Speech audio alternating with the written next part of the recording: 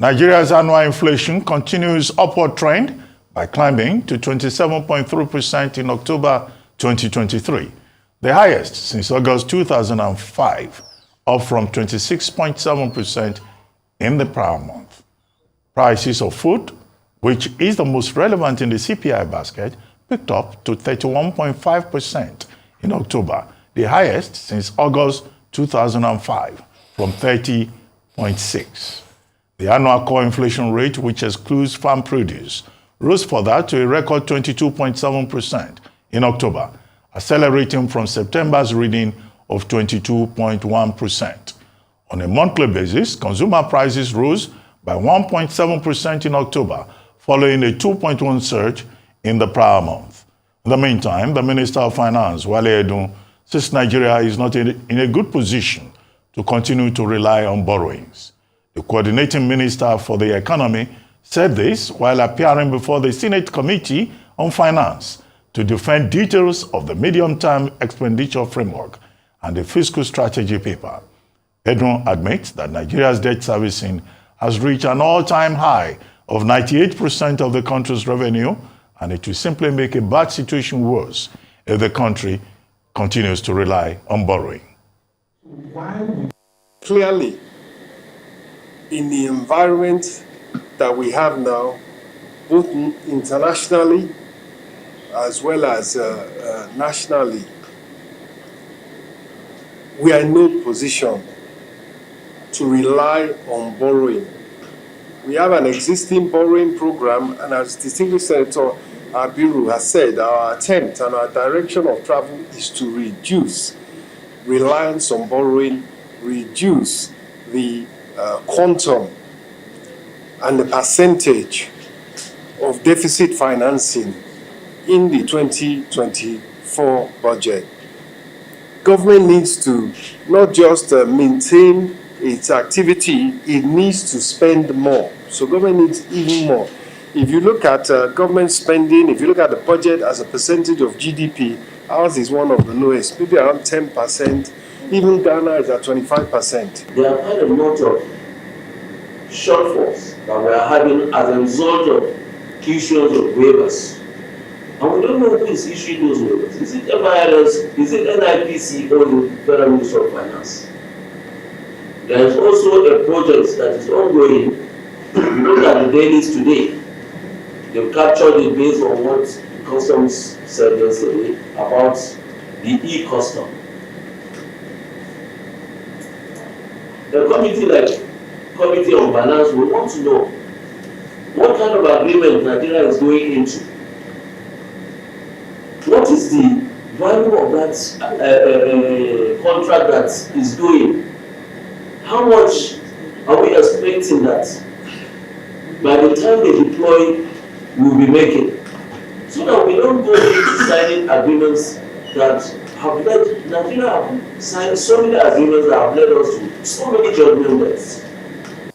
Joining us now is Tilewa Adebajo, CEO of the CFG Advisory, while Professor Ndubuisi Nwokoma is a professor of financial economics and director Center for Economic Policy Analysis and Research at the University of Lagos, he will be joining us later. But now, Tilewa Adebajo, thank you very much for joining us. Two issues there. I don't need to provide any summary. First, inflation. Headline inflation, over 27% now. The food inflation has gone higher further. But then the CBN, Abdulmumene, the corporate communications director, is saying that, look, this is not a bad situation. This shows that monetary policies introduced by this administration and the central bank are working. And he's talking about open market auctions and all of that. How? People are talking about food inflation and other indicators in that report. I mean, you have done a detailed analysis of it. The second issue is what Mr. Edun was saying yesterday at the Joint Senate Committee about borrowing. And he is saying that Nigeria cannot afford to borrow to fund the 2024 budget. I thought we used to hear that, we're not borrowing enough, that in fact, our borrowing profile to GDP is still not up to 40%, or was still not up to 40%. But this administration is saying a different thing. And the irony was that Patience Oniha, the DG of the DMO, who used to say we can borrow more, the threshold is still open for us to borrow. She accompanied the Minister of Finance there. I think now she's saying something else. She's now saying, oh, okay, this is the way we need to generate revenue. Why do these people talk like that? Anyway, those two issues. Let me take the second issue first with the debt issue. I think, first of all, I'm happy that the Minister of Finance has said what he has said, unequivocal.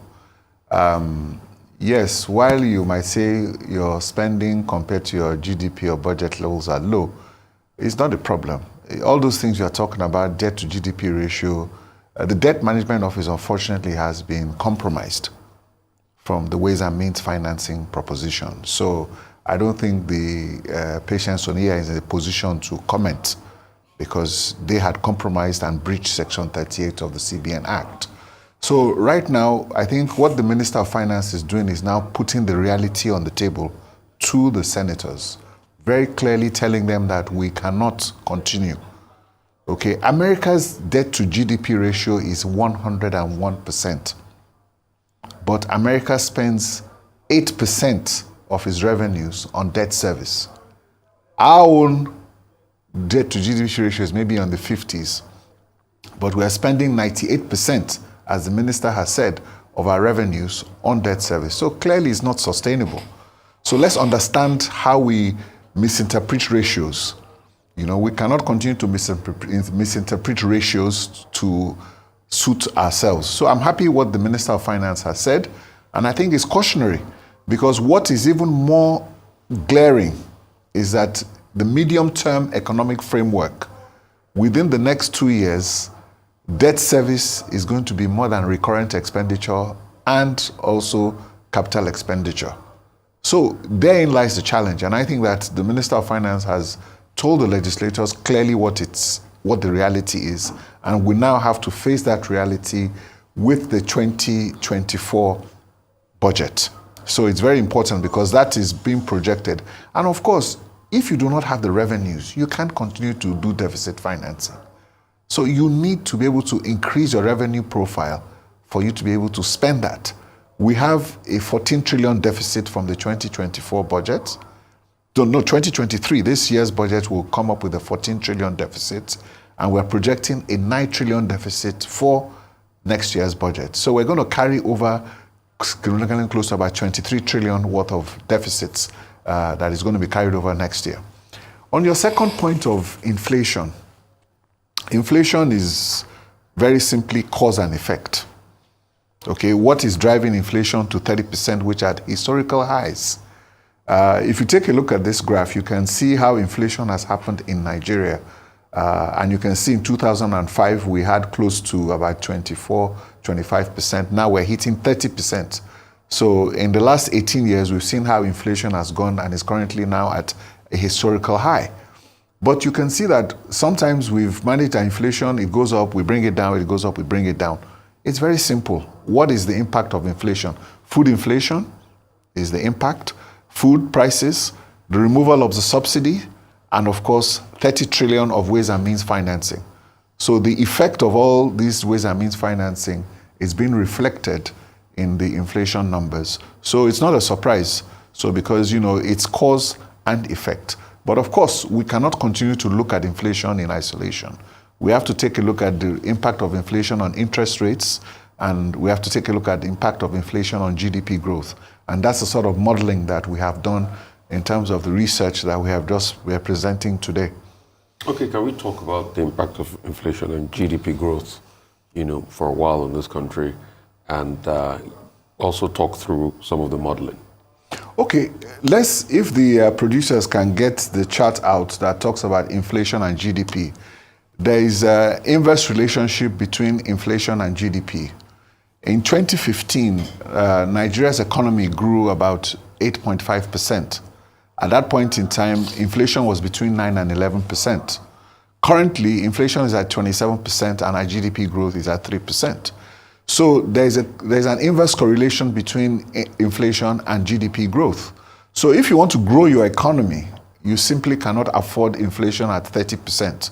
So Nigeria has, you don't even have to go into single-digit inflation, because Nigeria has proven that with 11% inflation, we can grow our economy at close to 8%, 9% is what we've done.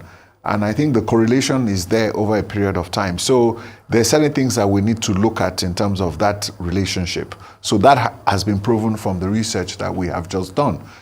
So in order for us to grow the economy and get out of stagflation, we need to tackle inflation. Well, one of the points made by Mr. Wale yesterday is about revenue. He says we have to invest in infrastructure to generate revenue, right? He also said that we cannot afford to borrow from the advanced countries, because those advanced countries, they have increased their interest rates, and that it will be very costly for any developing country to go and borrow.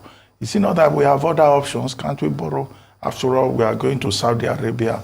We are, still romancing China. Is it that we don't have other options? No room for maneuver at all. And what kind of infrastructure, should we invest in to make the economy more productive? Well, for me, clearly what we need to do to make the economy productive is to invest in our power infrastructure. We have a problem with our transmission grid. And I think that if we can solve the problem of power, a lot of things in this country will sort itself out. Right now, I think the Minister of Finance has made it clear, and I think that if you're using 98% of your current revenues on debt service, and like I've said before, from the medium-term expenditure framework, our debt service is going to be the top line on our expenditure. Debt service is going to be number one, ahead of recurrent expenditure and ahead of capital expenditure. So if all your resources are going towards debt service, there's very little room for recurrent expenditure. So that's why I think it's important that we need to begin to diversify our revenue base. In 1977, we hit 2.5 million barrels of oil production for the first time. We have not been able to cross that mark, and currently our oil production is at 1.3 million barrels. Well, so they say 1.8. Well, maybe 1.8, but what it says is that we have not invested in our oil and gas sector. So it's also important that we need to invest in our oil and gas infrastructure, and it's not something that government has the money to do. You need to bring the private sector in. You need to bring foreign direct investment in to make that investment in infrastructure, because government does not have the resources anymore. So concessionings are very important. We need to look at all the assets that we have, and we need to leverage on those assets, concession them out in an effort to raise revenue, because government cannot do anything anymore as we speak. So everything now has to be private sector led. Let's talk about dead capital in these assets as a way to be able to raise revenue. I mean, what should be the approach around it? Should it be hived off or used to be able to raise revenue by also investing in that as a means of infrastructure? I think a combination of both, depending on the assets in question. I mean, for instance, the transmission grid now needs significant upgrade, because even some of the power we're generating, the limitation is now with transmission. So if the government does not have money to invest in the transmission grid, they should concession it out or privatize it, so that private sector investment can come into it. In America, you see on everywhere parts of the world, it's the corporates. We don't have enough companies. How many companies are listed on the Nigerian Stock Exchange? Mostly, maybe about 120 companies, most of them banks. So if you do not have those companies with the powerhouse, where are you looking at? Apple, for instance, has revenues more than Nigeria and has GDP more than Nigeria, just one company.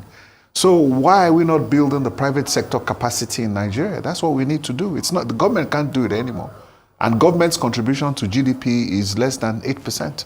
Well, in July, you will recall, I'm going back to the point about food inflation. Yes. The president declared a state of emergency with regard to food insecurity in Nigeria and water availability.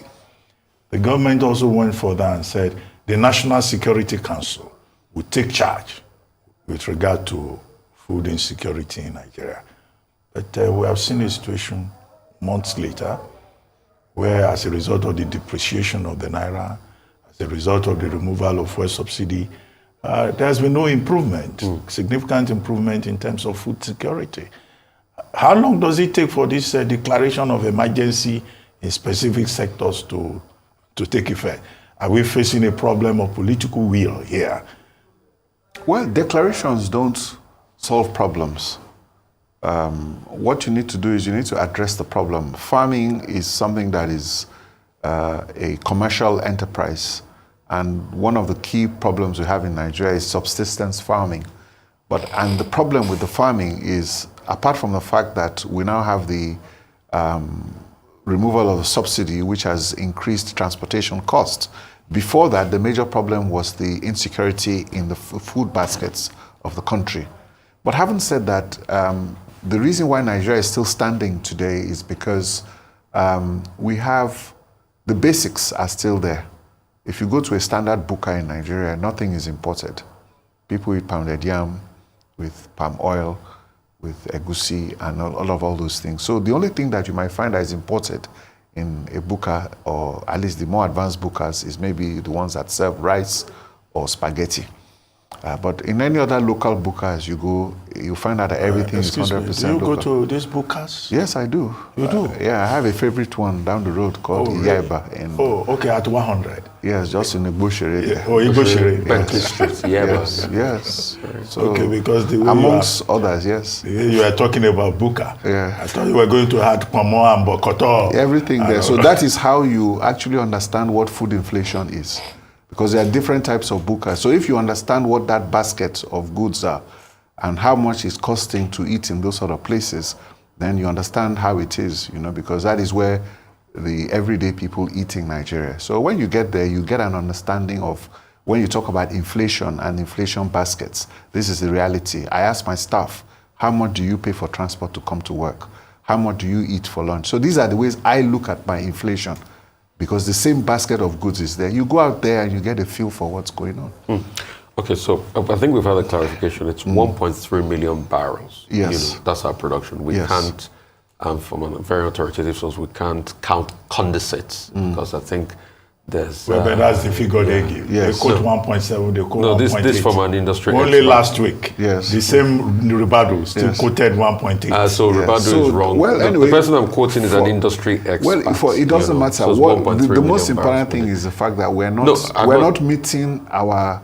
What I'm trying to say is the Quota, fact that our production we are quota. not meeting our production quota in OPEC, and at a point in time, we have reached 2.5 million barrels, and we've not been able to exceed that. So I wanted to ask my question. My question is this.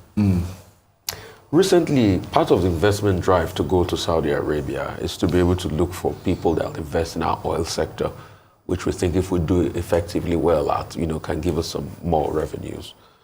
But also, when you look at it, the revenue stream for that sector is already strained. Probably if we get a loan coming, we'll have securitized our, revenues from the NLNG already for that.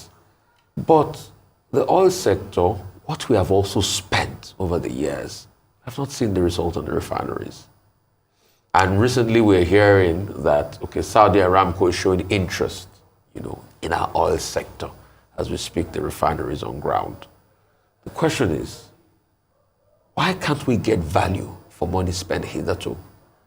And will foreign money make any difference if we don't fix our own cultural problems? Well, let's understand, let's separate the issue of the investment in the oil and gas industry from the refineries, which is a different sector in terms of processing. Your refineries, nobody's going to buy your refineries if they are not in functional order. And that has happened with your Nigerian, which is Dangote. Dangote was sold the refinery, they withdrew it from him, then he went to go and build his own. So what is the state of those refineries? Nobody knows the state of those refineries. And foreign investors don't put their money, they're not tourists, and they don't deal with sentiment. So I think, but what is clear is the fact that we need to relook at our investment in the oil and gas industry to be able to generate the desired results, because the way we dragged the petroleum industry bill, the way it was watered down, is not looking good. And that's why I'm trying to say that we've hit 2.5 million barrels, we're now at 1.3, when we should probably be at close to 3.5 million barrels capacity. And not only oil, but gas. You know, we need to, what happened to Olokola LNG? What happened to Brass LNG? So, you know, we should have built more gas plants. But even LNG is operating less than 60%. Well, that's what I'm saying. That's not an issue of gas supply. You have the gas reserves are there. So if you do not optimize your resources, then you only have yourself to blame. Don't let's get into sentiments. You know, the resources are there. You didn't finish Olokola, you didn't build Brass, and LNG you can't supply gas, and you already have a train, and train 8 that is coming on stream soon. So, you know. So how do we do this optimization? Because it looks as though we've not learned how to do it in the last God knows when. Well, you see, I think it's good you call the NNPC people and ask them why they have not done these things. Because, you know, I can only tell you what the situation is. Okay, Chile, I have with me here, you know, a report prepared by your outfit, CFG Advisory, where you raised some concerns and you went ahead to make specific recommendations. Well, I shouldn't be reading your own document to you. But under concerns, you have 30 trillion ways and means resolution, fiscal spending, 200 million population becoming a liability, low purchasing power, Sachet economy, MTF projections on debt service, lack of structural support for economic swings, and then you went on to make specific recommendations and growth drivers and all of that. Could you take us through those concerns and those recommendations in this CFG advisory report? Thank you very much, Ruben. And I think, as Rufai has always said, you know, you're always probing, which is good. Why aren't we optimizing? Why aren't we getting these things done? And that is why you see the bane. I've always talked about, you know, with this trillion naira economy issue. We started this whole here in this morning show debate. We were the ones that come up with Nigeria's potential as $1 trillion economy. But if you cannot reach your potential through management, then that is where you have the problem. Like I've said, the reason is that when we have these discussions, what people always say is that why we have these notes that we share with you so that a lot of people might question what we're talking about because the facts are there. What are the solutions? Because I don't want to start becoming a preacher and we start talking about things and we become a talk shop while things are not being effected. So the reason why we look at these things is that we've done some financial modeling. And I think I've brought out those relationships to you about the inverse relationship between inflation and GDP growth. We talked about the interest rates and inflation. Real rates are negative. If your rates are not negative, your money will start chasing foreign exchange and your dollar rates will go up. So what we have just been saying is what the minister has said about the challenge we have is debt. The biggest challenge we have in Nigeria today is our debt profile. And it's choking everything. And if we're not careful, it's going to make monetary policy irrelevant. So, which is why I've said that one of the most important things we need to talk about is our population also, which we don't talk about. We have 130 million Nigerians in poverty. We have become a sachet economy. Even luxury drinks, Chelsea Dry Gin was the first to go sachets. Hennessy VSOP is now doing sachets. So everybody, VSOP? Yes, they are doing sachets economy. Yes, everything is sachets. Every retailer now has to have affordable packs. So if you don't have that, that shows you that your 200 million population, instead of being a population of 200 million consumers with purchasing power, you know, has now become a liability because they are not employed. There is no productivity within the economy. And so this is where you are having that challenge. So we need to grow our economy by 8 to 10% to lift these people out of poverty, for them to have purchasing power and to have spending power to be able to drive economic growth and development. So the bane of Nigeria is productivity. So that is really where we need to focus our attention. Okay. But like you said, we have just become a talk shop where we talk, and that's why I keep probing. Yeah, we can say the bane of Nigeria. We've been talking about the bane of Nigeria since 1960. But we've not gotten it right, you know, and that brings me back to the question of the minister. This was the same finance minister that said a lot. He said the fair value of the Naira is 700. So today the Naira is yo-yoing around 1,000. Now he's saying that we cannot afford to borrow. But this was the same government that went ahead, that collected money from the World Bank for budget support. There was a story that broke on the Wheel newspaper. I don't know why a lot of people are not talking about the story. About the government eyeing the possibility of going for another ways and means of 1.7 trillion to be able to support the budget. This was the same government that went ahead, that brought about a supplementary budget. That part of the budget is to be able to buy cars at a time where the economy is at an all-time low. So really, what is the finance minister saying? No, we can't borrow. How are we going to get the revenue out? Well, in fairness to the minister, since he's not here to defend himself, he's made those pronouncements very clear about where you look at the position of the naira. When you are moving in a new exchange rate mechanism, there's going to be time for that to settle. So I think, that we need to look at over a period of time, because we need to understand what the new foreign exchange mechanism is. But they've removed all the windows that they've said they will remove, and now it's a question of management. So, but like I've said, Rufai, what is important for us is to understand that, economic management is very important. And it is the results, what we're seeing now is the results of bad decisions that were made 2 to 3 years ago. So what I'm saying is that it is important that the but new this government policies, is making those bad decisions, with due respect. They're making those bad decisions too. What I'm trying to say is the fact that let us see what the 2024 budget is all about. And we cannot really say they're making those bad decisions because we have not seen the monetary policy. Oh, floated? So the monetary policy we've not had an MPC meeting. The central bank has not appointed a new MPC. The governors of the central bank have not been appointed. So I think it is important because for me, before I want to comment, let us understand what the new policies will be. Let the budget come out, and hopefully before the end of this year, there will be a monetary policy committee meeting, because the most important thing for Nigeria now is that the IMF is coming first quarter next year for their Article 4 report. So I hope that by the time they come, they can give us a positive rating, which will affect our credit rating, because our credit rating is also in junk bond status.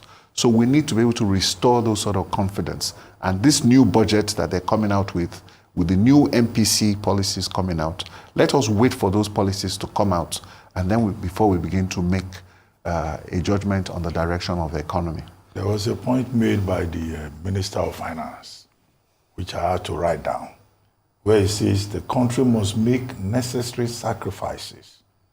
Note, the country must make necessary sacrifices to generate adequate revenues to reduce its current high deficit budget financing. Necessary sacrifices. Yes. The country. Yes. Who is to make that sacrifice? Everybody. The government or the people? Especially and the if it's government. Everybody, are we all making the necessary sacrifices? Well, first of all, I think that is the statement. Yes, the optics have been bad with the SUVs and the rest of those yachts. So it doesn't seem that you had a government that was caring. So I think the government needs to change that narrative. Obasanjo went on low profile, and they moved into using locally assembled cars in Nigeria, which gave a good perception that, okay, they were cutting back and they were going low profile. So I think we need to see some sort of optics in that direction. But I think the Minister of Finance has hit it on the head. This is going to be a slow grind. It's going to be because interest rates are going to have to go up. And so you're going to see a situation whereby if we can face this within the next 18 months, it's a marathon, not a sprint. So the recovery process is a marathon, not a sprint. You've seen what they've done in America.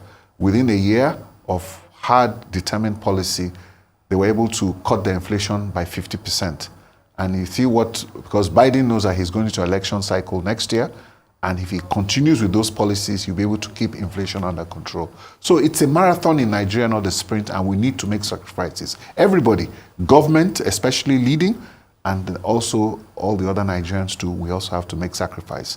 But if the government makes their own sacrifice, it makes it easy for people to follow them. I mean, Ghana too has been cutting inflation numbers because we can see a steady decline in their inflation numbers because of this committed approach. But here, it looks as though there is no committed approach. That's always the question with this. And that's why we can see the steady rise. Okay, take for instance, you say this government has not been making their mistake. Subsidy removal, that was one. We don't have an MPC, yes, but harmonizing and floating the currency when there was nothing to be able to defend the currency from the challenges that will come from floating the currency at a time like this. Wasn't it just do-it-yourself disaster that we walked into? Well, maybe you can say the way they've implemented those policies were, I think, positive policies. So maybe there were false starts in the implementation of those policies. But you see, for me as a policy analyst, what is important for me now is that let me see the budget, let me see the MPC. From what the minister has told the senators, I think it gives us some solace from the quotation Dr. Abati just gave, talking about the fact that the necessary sacrifices, and those sacrifices has to start from government. And they need to lead by example so that people can follow. So, and government also needs to engage the private sector more. They need to engage Nigerians more to sell us their reform policies and to tell us that they're committed to doing that. So once we get that, we get the MPC meeting and we get the budget for next year, I think we'll be in a better position to make a clear judgment about what is happening. But if you take a look at the economic indicators at the moment, you can see that they're not very encouraging. We're still in stagflation. We're experiencing runaway inflation, low growth at 2%, 3%, lower than our population growth. And we're also experiencing high unemployment. So these are the challenges. So we have to see what policies comprehensively that needs to be done. But government also needs to understand that they're running out of time. The honeymoon period is going to wane. Anyway, on that note, we'd like to thank you very much, Tilewa Adebajo, CEO, CFG Advisory, for joining us on the morning show. And like you said, I think I'll probably go check out that Yaiba place, very soon.